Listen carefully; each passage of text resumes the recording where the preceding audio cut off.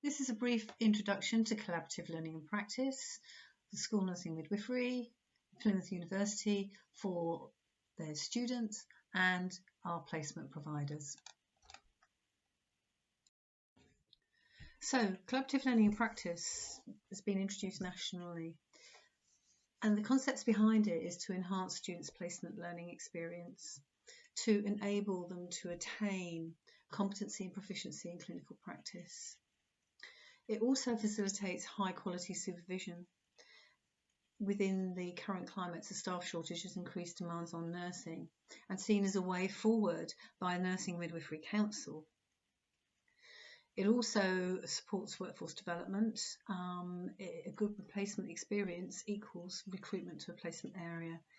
And also it enables increasement of capacity so that we can have more students in the placement area working and learning together, and it secures the future of the profession. So a reminder that our learners in practice learn by doing, and learning to make sense of what they're seeing and they're experiencing is quite often a challenge when things are very busy. Students need to understand that underpinning knowledge and to demonstrate they understand as well through working alongside registrants and being assessed. So students are assessed on their knowledge, their professional behaviour, and also their performance and their actions. So many of our students have already worked in collaborative learning and practice care settings, but they are growing all the time, and best practice is advocated in this way. So in collaborative learning practice, students work together in groups and in teams. They're using coaching techniques with each other. They're supervised by registrants and support workers who also use coaching techniques. The registrant nurse takes a step back, observes, facilitates learning and promotes that clinical reasoning and decision-making skills so that students can learn and develop.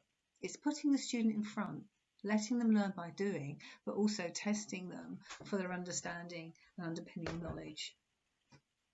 It enables students to work together as well to reflect on current practices and expand and refine and build new skills, sharing ideas and solving problems.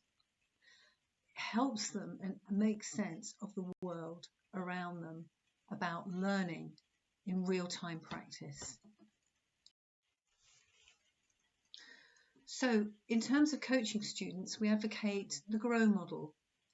It's a reflective model and it can be used for setting goals for a whole placement area, but it also can be used hour by hour, day to day. So here are your patients. What do you want to do with them? What's important? Where are we now?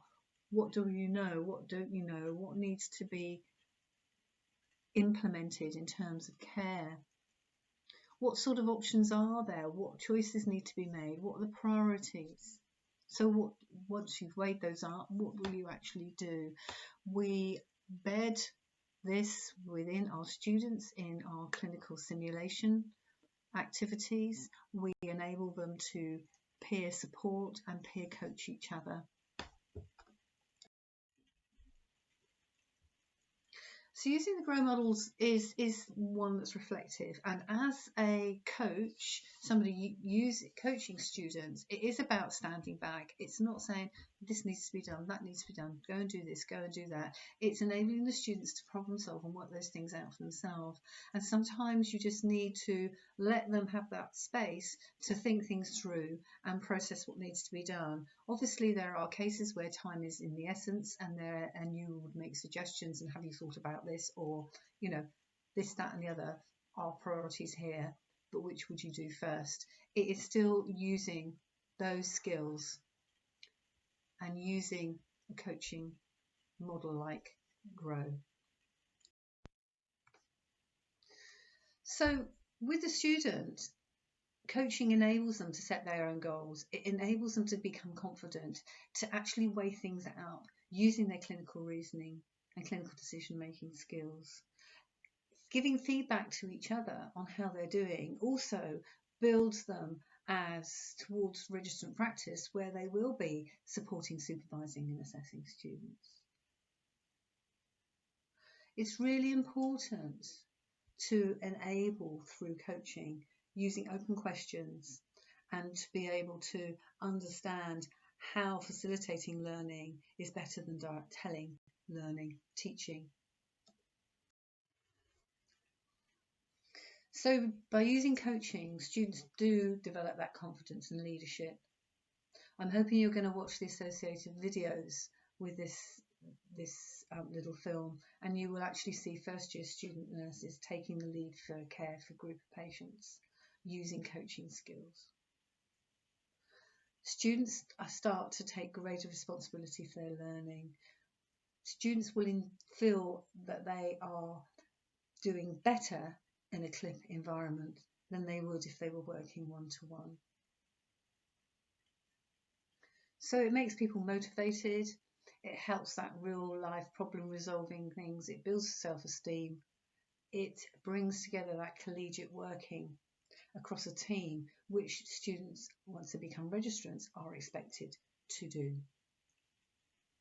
People become more motivated in the CLIP area, so it improves their job satisfaction. What it certainly does is increases students' preparedness to take on the role of the registrant, and as I said before, improving recruitment and retention to a clinical area. So how does it kind of work? So in a ward environment, students are allocated to a team on a daily basis. For part of the ward, it's usually a bay and a few side rooms. The remainder of the ward functions as normal. Students are supernumerary within CLIP, and therefore they will be working with their coach, the registrant identified to look after them.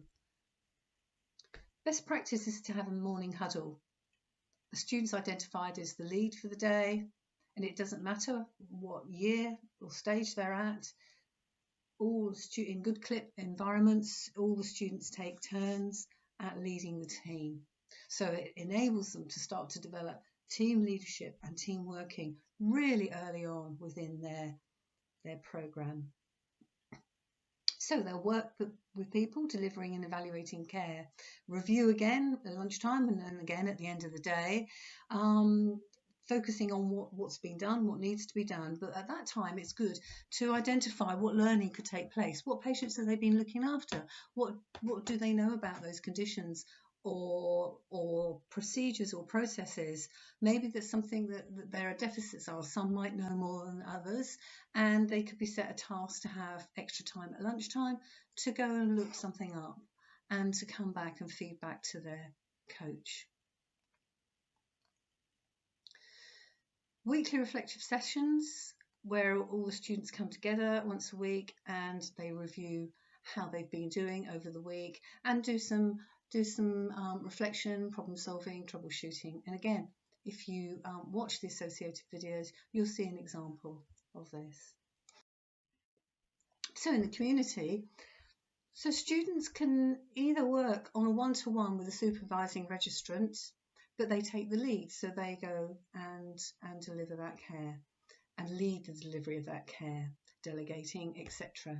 Or they can work in pairs. The facilitation is the same. You know, senior students are expected to take caseloads, so they could take a junior student with them, or 2 students can go and visit a client patient in their home, deliver that care, and then feed back to the registrant.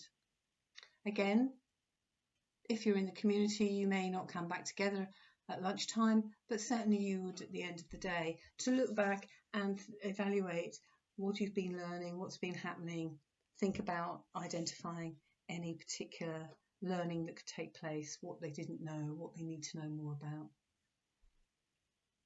Sharing those experiences, reflecting, and again, that's facilitated by the registrant. So, CLIP in practice.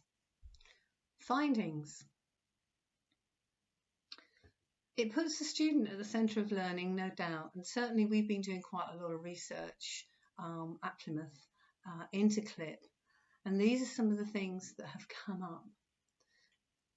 Students repeatedly say they understand the holistic care for the patient instead of a series of tasks that they need to do for a group of patients, quite often cited as real nursing. I feel I can give a whole package to a patient rather than just doing bits and pieces.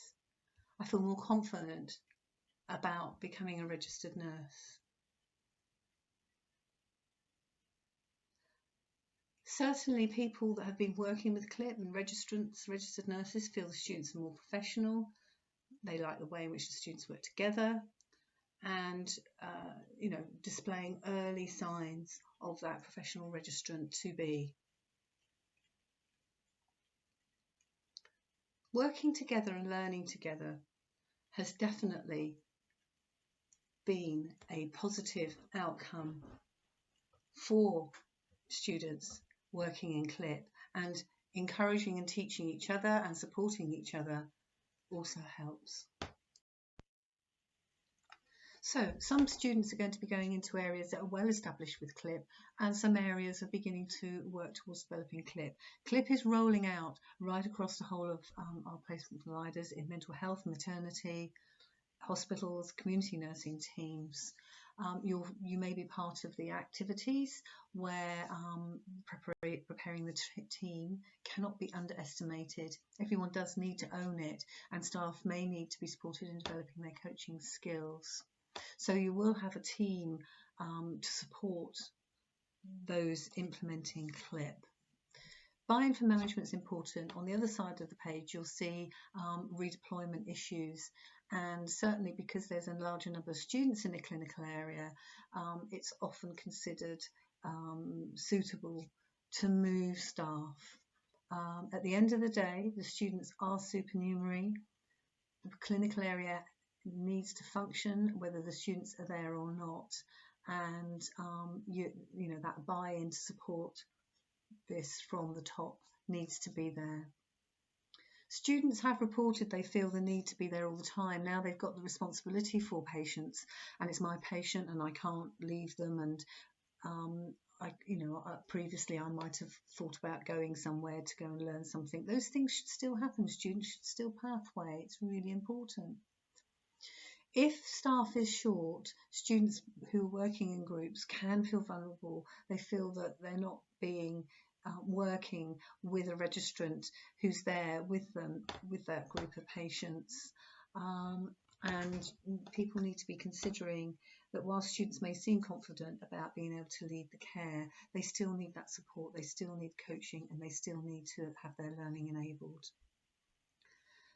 It's been found that weaker students are identified earlier on, both by other students who notice somebody isn't doing as well as, and they can identify it, or because you've got a group of students working together, you're going to compare them with each other. And that's good because somebody can be supported in developing, coming up to the same level as the others. There can be situations where there are personality clashes between students and they fall out with each other, which is quite interesting. Because normally in placement learning there may be one or two students in a clinical area. They won't work with each other. They might say hello at the beginning and goodbye at the end of the shift, or have a quick chat with each other. And so putting groups of students together to work and learn together can actually bring out some interesting behaviour. But that's part of learning, and it's part of learning to work in a team, and it's just something to be aware of, really. So what does the university do? Our university placement support teams have been supporting the development of collaborative learning and practice across the whole of our placement areas. We have a collaborative website where there's a toolkit, there's a lot of supporting materials, and there's information for students as well. We support staff training. We can attend some of the weekly debriefs to help facilitate students' learning, and then any evaluations of projects that go on, we can participate in that as well. This has been a brief overview of collaborative learning and practice. I do hope you watch the associated videos to enhance your understanding and knowledge. Thank you for your time.